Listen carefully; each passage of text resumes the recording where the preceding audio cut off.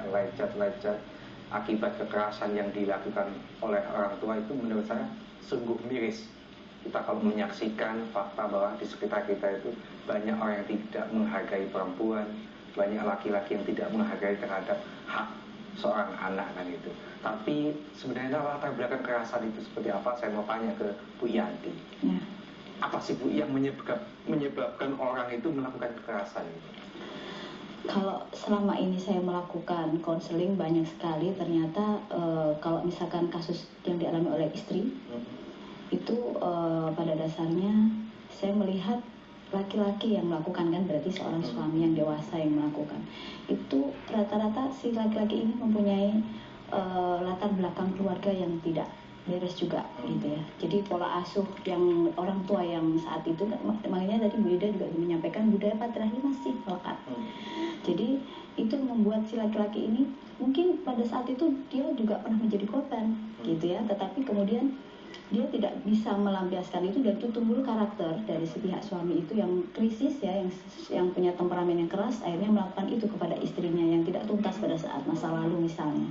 Jadi masalah yang kurang bahagia mungkin ya, seperti itu. Kalau kemudian tadi yang divisualisasi tadi ada seorang anak, itu juga si ibu ini saya pikir juga pada dasarnya dia tidak ingin melakukan itu, tetapi di dalam diri manusia itu kan ada individu yang sangat berbeda, karena masing-masing mempunyai pola asuh yang tidak sama gitu ya. Jadi ada pola asuh itu yang otoriter gitu ya, yang demokrasi, yang permisif, yang dibiarkan begitu saja, itu juga menimbulkan masing-masing mempunyai karakter yang berbeda begitu. Jadi itu yang membuat seseorang melakukan sesuatu itu tergantung ke bagaimana dia menyelesaikan dirinya sendiri. Ini yang terkadang pada dasar pada diri sendiri itu tidak selesai, dia melakukan kepada orang lain begitu. Itu sering muncul kalau misalkan orang tidak bisa mengendalikan rasa amarah, yang itu kemudian yang ada di depan mata siapa muncul yang itu tidak sesuai dengan keinginan, maka apapun bisa terjadi. Ya kalau memang nggak bisa nahan amarah, mestinya dia ikut tinju sekalian kan gitu, pukul-memukul. Bu Ida, saya membayangkan begini, kekerasan ini supaya tidak terjadi itu upaya pemerintah itu apa sih sebenarnya? Supaya sosialisasi ini betul-betul ke semua lapisan, sehingga laki-laki apakah perempuan tidak melakukan kekerasan terhadap anak. Begitupun suami kepada istri. Betul, memang penyuluhan itu harus digalakkan ya, dari ke semua lini itu betul, terhadap semuanya baik laki-laki maupun perempuan. Tetapi kalau kita fokuskan bahwa yang sangat memprihatinkan itu kan kondisi yang ada di daerah, di desa-desa. Karena kalau mau mengatakan oh yang melakukan kekerasan itu sebagian besar karena kondisi ekonomi, sebetulnya sebagian kecil itu masih banyak juga di kota-kota yang konsultasi ke kita, itu bukan orang yang miskin. Artinya orang kaya pun juga melakukan kekerasan. Tidak hanya kaya dengan kaya sama-sama bawa mobil kalau datang, tetapi juga pendidikan tinggi. Saya banyak artinya dokter juga nggak dijamin. Betul, dokter juga nggak dijamin. Akhirnya saya juga kalau profesor dia melakukan kekerasan, berarti sebenarnya dia bukan profesor, provokator itu. Tapi saya sering menjumpai laki-laki yang melakukan kekerasan terlalu sering, apa itu rasanya sebenarnya dia memang punya penyakit. Penyakit kelainan gitu. Iya, seperti psikopat ya. Iya. Jadi kalau lihat keluhan dari istri itu. Nah, keluhan dari istri yang sudah kehidupannya sudah mewah, pendidikannya udah tinggi, tapi masih tetap melakukan kekerasan, sepertinya memang punya latar belakang psikopat ya, sepertinya. Yang harus dibawa ke rumah sakit jiwa ya. Ya betul gitu. Tapi penggalakan penyuluhan itu harus ke semua lini, termasuk kepada aparat yang ada di pedesaan. Nah kalau dia punya kelainan, penyakit, itu kan mestinya diobati. Ya. Nah artinya dia masuk nggak kepada ruang lingkup undang-undang KDRT ini?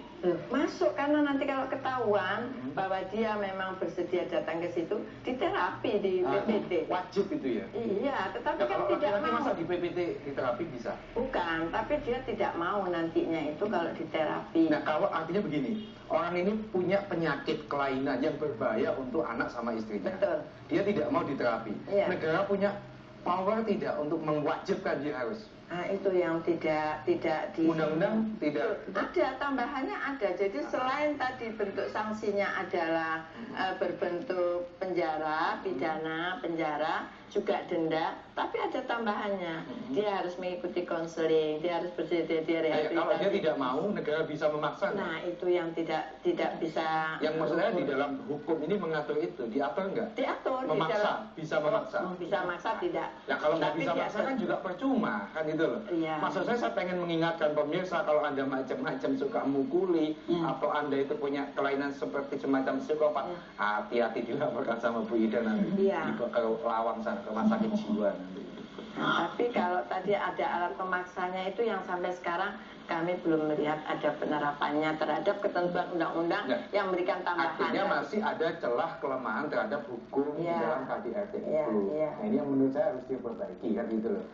Pelaksananya mungkin yang belum bisa ada polisinya yang tidak mau. Bukan tidak mau, tapi tidak ada keharusan bagi polisi untuk mengeksekusi seperti itu. Wah, ya susah kalau orang sudah parah kan mestinya harus wajib. Bu Yanti, tadi Pak Rahman di Bangkalan itu kan, kalau ada tetangga misalkan mengalami KDRT, itu gimana cara lapornya? Nanti kan takut kok ngurusi rumah tangganya orang lain. Lapornya bisa nggak dirahasiakan, misalkan telepon polisi, Pak Ikono Unduan terlibat misalkan gitu, tapi jangan ngomong kalau saya yang lapor misalnya.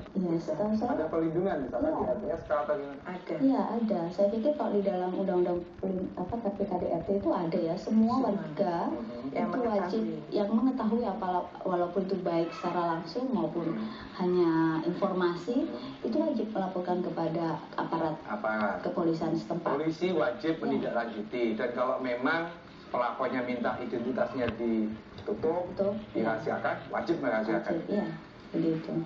Nah, bagaimana sebenarnya itu sosialisasi supaya orang itu nggak takut kayak Pak Rahman tadi itu loh. Ya sudah, harus telepon ke polisi. Karena masih menganggap itu tadi budaya ya, bahwa KDRT itu kan urusan rumah tangga masing-masing.